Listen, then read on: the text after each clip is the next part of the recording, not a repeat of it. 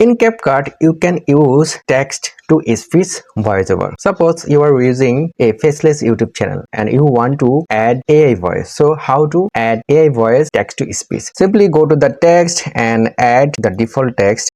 I will add some text from the Copilot. Why Copilot is not working? I don't know. Copilot is still not working, so I just copy, paste it. Now you can go to the text to speech and you can see there are many voiceover, so you can select one of them. I like this. Good day. Hope you are having a wonderful day.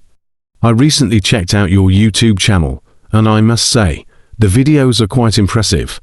And start reading. Okay, now you can delete this text and select the voice, increase the volume. If you want to add auto caption from the voice, suppose you are making a short video or long video, you want to show the caption. AI automatically captures the voice and generate a text. Click the auto caption, generate. Here you can see our subtitle is ready. If I play this video. Good day. Hope you are having a wonderful day.